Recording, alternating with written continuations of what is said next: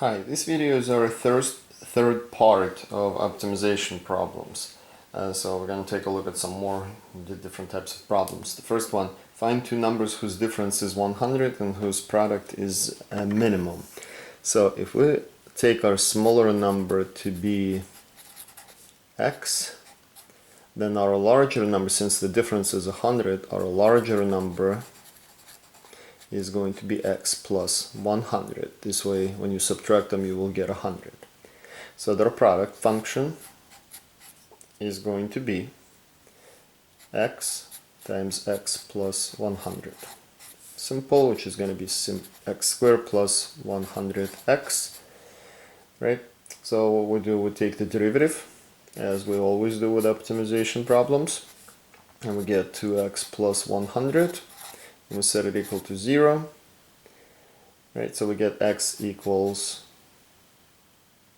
50, negative 50, right? So we need to see whether it's actually going to give us the minimum value. So we're going to draw a number line, put negative 50 on the number line, and see what's going to happen with the signs of this expression.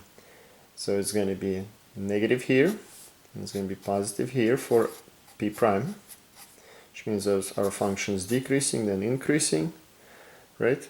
So our numbers are, our smaller number is going to be negative 50, our larger number will be negative 50 plus 100, so it's going to be 50. Find two numbers whose product is 100 and whose sum is a minimum.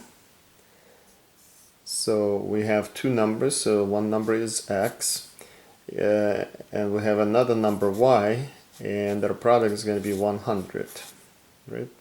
So that means we have number x, and the other number can be expressed as 100 divided by x for y from this expression, right? And we want the sum to be a minimum, so we want to write the sum function, s of x equals x plus 100 divided by x. Take the derivative.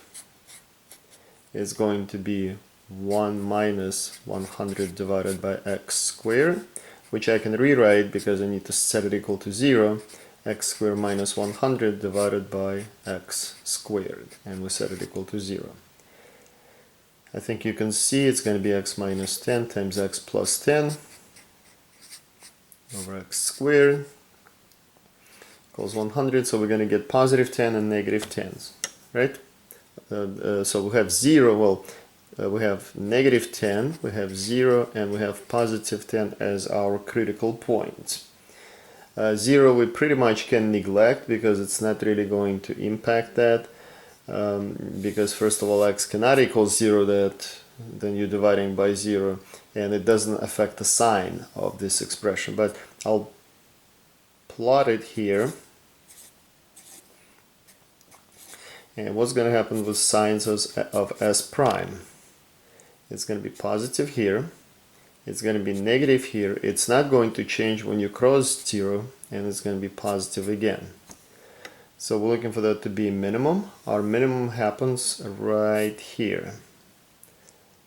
Minimum at x equals 10. That means our number are going to be 10 and 10. Okay. Moving on. Find a positive number such that the sum of the number and its reciprocal is as small as possible. So if our number is x, then its reciprocal is going to be what? 1 over x, correct? And we want to have the sum, so s of x is going to be x plus 1 over x. So then s prime is going to be 1 minus 1 over x squared, correct? And we will rewrite that as we do as a single fraction, just so that we can easier differentiate that. I'll set it equal to 0 and then work with that. So that's going to give us 3 critical points. we're going to get -1, 0, and 1. And just like the previous example, 0 is really not going to impact anything, but we do need to acknowledge that as a critical point. So number line, -1, 0, 1, s prime of x. Our signs are plus, minus, plus, minus. Nope, I'm sorry, that's a minus, that's a plus, my mistake. So that's our minimum. And our number is going to be 1. Because that's where the minimum is going to be. Find a number that exceeds its square by the largest amount possible. So exceeds means we're talking about the difference. So one number is x, the other number is going to be x squared. And we want its difference to be x minus x squared, and we want it to be as large as possible. So again, we take the derivative. We're going to get 1 minus 2x. We set it equal to 0. There's only one critical point here, 1/2. So 1/2 t prime of x. And we're going to have a positive sign here and a negative sign here. So this is actually going to be our max. So we have max here at x equals 1/2. And our number like that will be 1/2. Okay.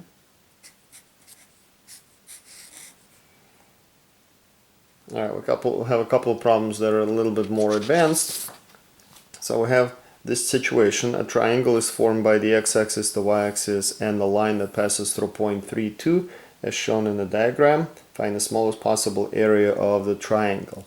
First thing we need to do is do a little bit of geometry here. So this is what we have, and I can draw this diagram here. This point is fixed here, so that means this length here is 3, this length here is 2.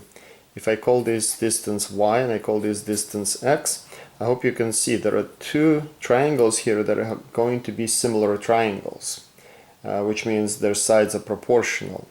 So this is also 2 and this is also 3.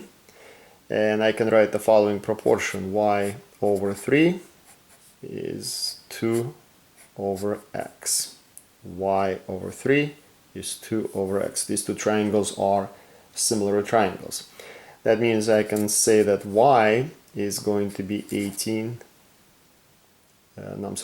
over x, right? Y is 6 over x. So now we can write the area expression for that triangle. Now please keep in mind we have this distance here for one side and this distance here one side. Each one is going to be made of 2 dimensions.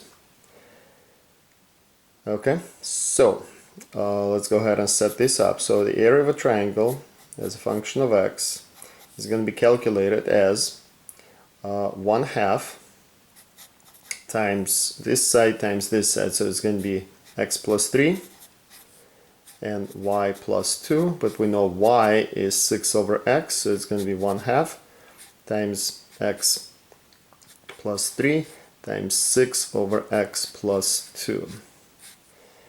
We're going to need to FOIL all this, so that's going to give us 1/2 times what do we have here. We're going to get 6 here plus 2x plus 18 over x plus 6, and we simplify that, so that's 6 plus 6, and it's going to give us 12, so half of that is 6 plus x plus 18, no, I'm sorry, it's 9 over x. Let me rewrite that cleanly: 6 plus x plus 9 over x. That's our area function. So we're trying to minimize it. That means we are going to take the derivative, and that's going to give us 1 minus 9 over x squared, which I'm going to write as x squared minus 9 divided by x squared, and I'm going to set it equal to 0. We had a couple of problems like this before already. We have 3 critical points here, 3, -3, and 0. So -3, 0, and 3. 0 does not concern us because there is no sign change here, and it's a point where the function is not defined anyway. The way the signs are going to go here is going to be plus, minus, minus, and then plus. There is no sign change at 0. We're looking for a minimum, right? So then the minimum here is going to be at 3. The derivative here, a prime, is going to change from negative to positive at 3. So we have minimum at x equals 3. But the question is asking what is the smallest possible area. So 3 is not really the answer here. And what we need to do is we need to substitute this 3 into the area function. So the smallest area is going to be a of 3, which is going to be 1/2. It's 3 plus 3. 6 over 3 plus 2. So it's going to be 1/2 times 6 times, that's that's 6 divided by 3, 2 plus 2, that's 4, and we get 12. So our answer here is going to be 12. Okay. You do have sometimes problems like this that are based on some geometry, and you have to set it up geometrically so that you can reduce it to one variable. Alright, one last problem. This one's going to involve an angle that we're going to have to work with. So we have this trowel for holding water that's formed by taking a piece of sheet metal 60 centimeters wide, and we're going to fold it 20 centimeters on one end, 20 centimeters on another end. So we're trying to figure out what angle theta should be over here, which is going to be the same angle here. That's going to allow us to maximize the amount of water that can pass through that, or it can be held in that. So what we need to do here is we're going to need to set up an expression that's going to give us this area. So essentially we're working with a trapezoid here, but we need to know the height. So the height of this, if I call this h, the height can be expressed as 20 sine theta, right? And then this distance b, you see this short distance between these two, which is going to be the same exact distance between these 2 points. So b can be expressed as 20 cosine theta. That's some pretty basic trigonometry here that can be done. Okay, so we need to write the expression. Our top base then is going to be what? It's going to be 20 here, and it's going to have b twice, and b is 20 cosine theta, so it's 2 times 20 cosine theta, which we can write as what? We can write it as 20 plus 40 cosine theta. The bottom base obviously is 20. So then the area of a triangle, another triangle, trapezoid, area of a trapezoid as a function of angle theta is going to be 1/2 times the height, which is 20 sine theta, times the sum of the two bases. So one base is 20, the other one is 20 plus 40 cosine theta.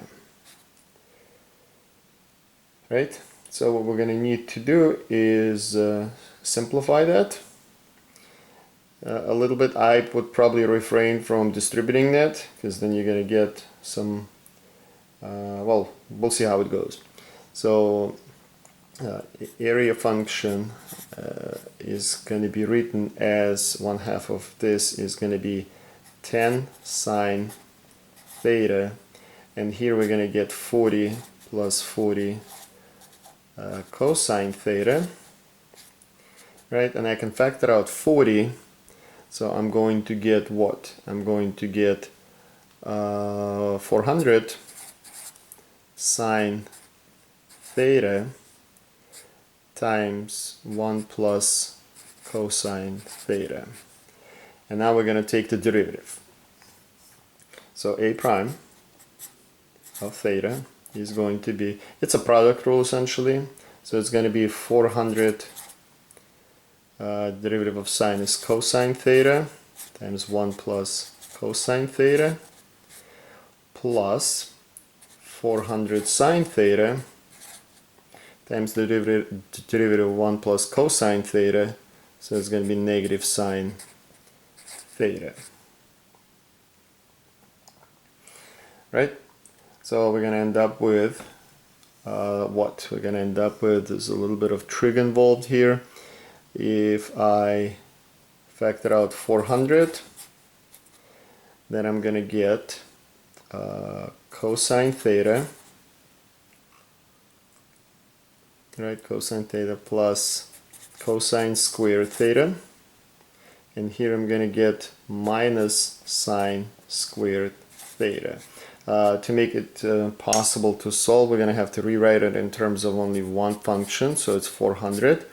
We can write sine, well, this expression here is equivalent to 2 cosine squared theta minus 1, so it's going to be cosine theta plus 2 cosine squared theta minus 1.